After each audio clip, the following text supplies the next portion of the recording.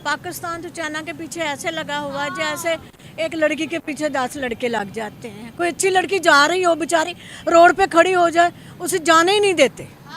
यही बात है। ऐसे हम चाइना के पीछे पागल हुए हैं। पागल हुए हैं। भी हमारे यहाँ पे क्रिकेटर आए थे, वो भी नवाज शरीफ के ज़माने में ही आए थे, उसके दौर में आए थे, टीम आई थी, उन पे अटैक हुआ था, वो इनसिक्योर थे, ठीक है। उसके बाद हमारे यहाँ पे चाइनीज़ पर्सन आते हैं और जो एजुकेटेड लोग हैं वो तो समझते हैं, वो उनको अच्छे तरीके से, और नॉन एजुकेटेड जो पर्सन है हमारे, उनका भी बिहेवियर बहुत उल्टा होता है। इस पर अटैक हुआ, श्रीलंकन पर अटैक हुआ तो हुआ ना, तो इसीलिए वो कहते हैं सिक्योरिटी। इसको वो कह रही है सिक्योरिटी नहीं है। भारत आगे निकल गया तो पाकिस्तान पीछे रह गया, तो पाकिस्तान तो वैसे ही हर चीज में पीछे रह जाता है, भारत आगे निकल जाता है। चाहे क्रिकेट हो, चाहे फुटबॉल हो, चाहे कुछ भी हो, भारत ही आगे निकलता है। जब हमें तवक्कुवात होती है बाहर कि हम इनसे जीतेंगे, आगे निकलेंगे, उसी दिन हम पीछे रह जाते हैं। हम पीछे रह हाँ, उसी दिन हम पीछे रह जाते हैं। हम लोग ही हैं, हम लोग इतनी मुश्किल से यहाँ पर गुजारा करें, हम कोशिश कर रहे हैं कि हम यहाँ से निकल जाएं बाहर। क्या बात कर रही हैं? जी बिल्कुल ऐसे ही है। पाकिस्तान रहने के काबिल नहीं रहा क्या?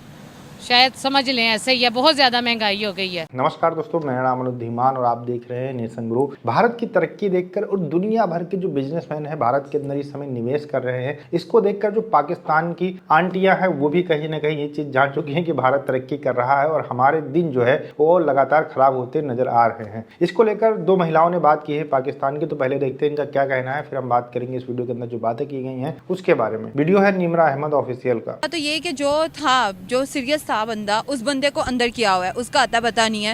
हुकूमत को इन लोगों ने इसी नज़र में अवाम को रखा हुआ है कि भाई हम लोगों ने आटा और राशन दे दिया है, ठीक है। आटा और राशन देने का क्या मकसद है?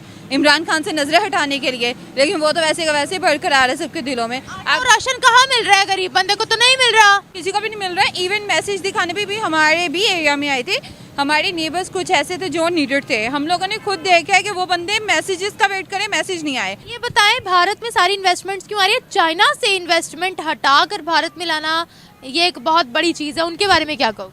हाँ, बहुत बड़ी चीज़ है और इस चीज़ को आप भी मीडिया पर्सन हो, आपको भी इस चीज़ का पता होगा कि हर चीज़ मद्देनज़र रख के आवाम चलती है। अभी हमारे यहाँ पे क्रिकेटर आए थे, वो भी नवाज शरीफ के ज़माने में ही आए थे, उसके दौर में आए थे, टीम आई थी, उन पे अटैक हुआ था, वो इनसिक्योर थे, ठीक है। उसके बाद हमारे यहाँ पे चाइनीज़ पर्सन आते हैं और जो एजुकेटेड लोग हैं वो तो समझते हैं, वो उनको अच्छे तरीके से, और नॉन एजुकेटेड जो पर्सन है हमारे, उनका भी बिहेवियर बहुत उल्टा होता है। इस पर अटैक हुआ, श्रीलंकन पर अटैक हुआ तो हुआ ना, तो इसीलिए वो कहते हैं सिक्योरिटी। इसको वो कह रही है सिक्योरिटी नहीं है। How much India is progressive? India इतना प्रोग्रेसिव कैसे हो गया कि आज चाइना से लोग अपने बिजनेस हटाकर इंडिया शिफ्ट कर रहे हैं?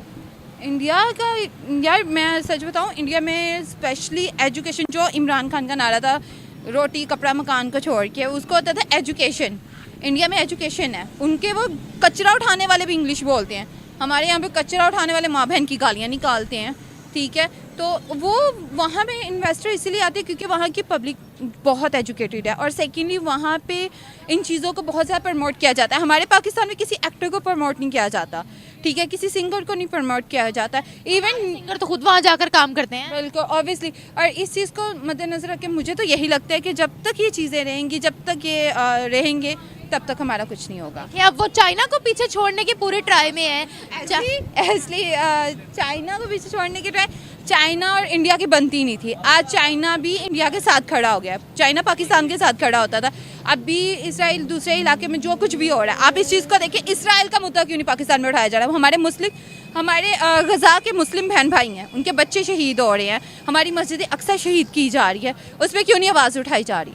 वहाँ पे जो भी आवाज़ उठाता है, यूट्यूब पे कहीं पे भी उठाता है, कोई सोशल एक्टिविटीज़ पे उठाता है, तो उस पर क्या होता है, उसको बैन कर दिया जाता है, ब्लॉक कर दिया जाता है, या फिर पकड़ के गिरफ्तार कर लिया जाता है। और हमारे मुल्क में इन्वेस्टर इसलिए नहीं आ रहे हैं कि उन्हें कोई अपना फ़ायदा नज़र नहीं आ रहा होगा, और वैसे भी आपने देखा कि पाकिस्तान में किस कदर महंगाई है, तो आप बेहतर जानती हैं कि इन्वेस्टमेंट क्यों नहीं लोग कर रहे हैं। यहाँ तो बस यहाँ के जो अपने हम लोग ही हैं, हम लोग इतनी मुश्किल से यहाँ पर गुजारा करें, हम कोशिश कर रहे हैं कि हम यहाँ से निकल जाएं बाहर।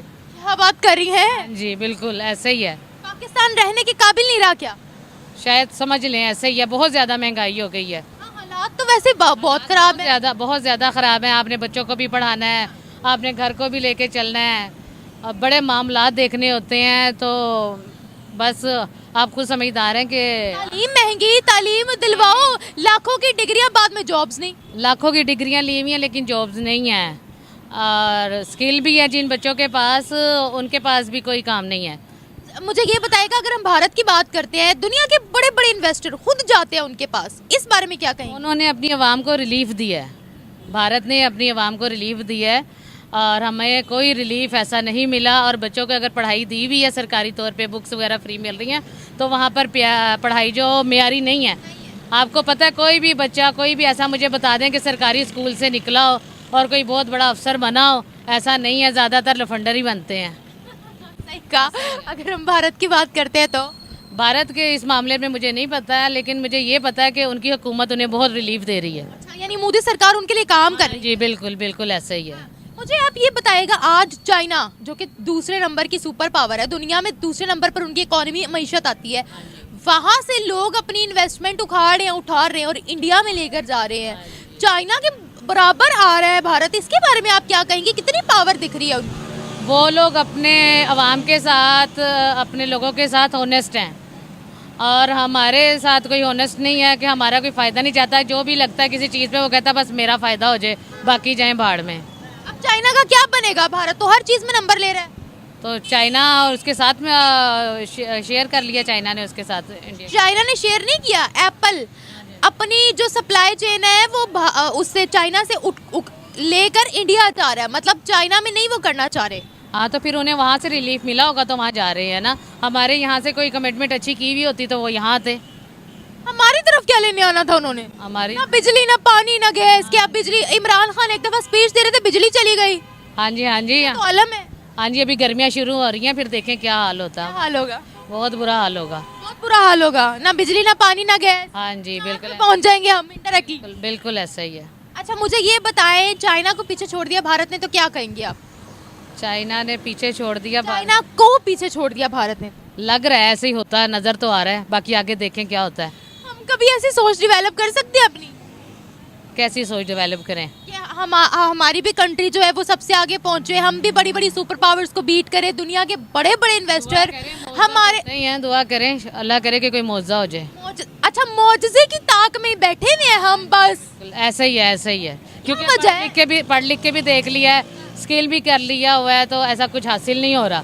तो फिर अब यही है कि कोई मौजा इंतजार करें कि कोई मौजा हो जाए। ऐसा कोई इतनी अच्छी कौम तो है नहीं जो हमारे लिए मौजज़े होंगे। तो बस देख लें क्या होता है क्या नहीं होता। दोस्तों, वीडियो आपने देखा, इसके अंदर वो महिलाएं बात कर रही थी जो अक्सर किचन के अंदर ही अपना ज़्यादा समय बिताती हैं, लेकिन इनको ये पता है कि भारत तरक्की कर रहा है और पाकिस्तान के हालात दिन ब दिन खराब होते जा रहे हैं। अच्छा, यहाँ पर बात की जा रही थी कि भारत के अंदर पूरी दुनिया के बिजनेसमैन आते हैं, इन्वेस्टमेंट करते हैं और अपने बड़े बड़े बिजनेस में वहाँ पर लगाते हैं। जैसे एप्पल मोबाइल जो है पूरी दुनिया के अंदर तीसरा मोबाइल जो बिकता है वो भारत में बना हुआ बिकता है। इसके अलावा जैसे कि टेस्ला भी आ रही है, इसके अलावा कई बड़ी बड़ी कंपनियां हैं, इंटरनेशनल ब्रांड हैं जो भारत के अंदर अपने कारखाने लगा रही हैं, यहाँ से प्रोडक्ट बनाएंगे, पूरी दुनिया के अंदर वो प्रोडक्ट जाएगा और बिकेगा और उसके ऊपर साफ साफ लिखा होगा कि make in India, made in India. ये सब कुछ हो रहा है, लेकिन पाकिस्तान के अंदर कोई घास नहीं डाल रहा है, कोई वहां पर 10 रुपए का इन्वेस्टमेंट नहीं करना चाहता। यहाँ तक कि जो सऊदी एक मुस्लिम कंट्री है वो भी इनसे प्रॉमिस करता है कि हम आपके यहाँ पे इन्वेस्टमेंट करेंगे, लेकिन वो इन्वेस्टमेंट यहाँ पर करता नहीं है। वो सिर्फ और सिर्फ क्या करता है, इनको प्रॉमिस देता रहता है कि भैया हम आपके देश आएंगे, इन्वेस्टमेंट करेंगे। देखिए, पाकिस्तान के अंदर सबसे बड़ी दिक्कत यह है कि धर्म के नाम के ऊपर आप पूरे देश को आग लगा दो, कोई कुछ कहने वाला नहीं है। हाल ही में KFC का एक जो आउटलेट था, रेस्टोरेंट था, उसमें बहुत सारे लोग इकट्ठा होते हैं, आग लगा देते हैं और कहते हैं कि यहूदियों का रेस्टोरेंट है और इसको जो हम अपने देश के अंदर नहीं चलने देंगे। इस तरीके की बहुत सारी घटनाएं पाकिस्तान के अंदर आम हो चुकी हैं, इसलिए कोई भी बिजनेसमैन वहां पर आकर इन्वेस्टमेंट नहीं करेगा, क्योंकि अगर वो इन्वेस्ट करेगा, मान लीजिए कभी अमेरिका की या फिर दूसरी कंट्री की लड़ाई हो जाती है, वो नॉन मुस्लिम होता है, तो पाकिस्तान के लोग जाएंगे, उस फैक्ट्री को ही आग लगा देंगे, जो है वहां पर इन्वेस्टमेंट होगा बिजनेसमैन का वो खत्म हो जाएगा। तो कोई इतना बड़ा रिस्क क्यों लेगा? सिक्योरिटी नहीं है, लगातार पाकिस्तान के अंदर बम ब्लास्ट होते हैं, चाहे बलूचिस्तान हो, चाहे KPK हो, चाहे फिर वो जो पाकिस्तान अफगानिस्तान का जो बॉर्डर है वहां पर तालिबान से लगातार लड़ाई चलती रहती है। मतलब सिक्योरिटी के नाम के ऊपर पाकिस्तान के अंदर कुछ नहीं है। इसी वजह से वहां पर जो इन्वेस्टमेंट है बिल्कुल जीरो हो चुका है। भारत तरक्की कर रहा है क्योंकि भारत ने किसी को नुकसान नहीं पहुंचाया। आपने पूरी दुनिया के अंदर आतंकवाद सप्लाई किया है, तो फिर लोग आपके ऊपर कैसे ट्रस्ट कर सकते हैं? पहले आप दुनिया भर के बिजनेसमैन को बोलोगे कि पाकिस्तान के अंदर आके इन्वेस्ट करें, फिर क्या होगा कि आपके आतंकवादी जाएंगे, वहां पर ब्लास्ट करेंगे, आपके लोग जाएंगे, उनको आग लगा देंगे और जो बिजनेसमैन होगा उसका नुकसान होगा। तो कोई भी आपके देश के अंदर नहीं आना चाहेगा। वीडियो कैसा लगा हमें कमेंट सेक्शन में जरूर बताइएगा। मिलते हैं नए वीडियो के साथ। नमस्कार, धन्यवाद, जय हिंद, जय भारत।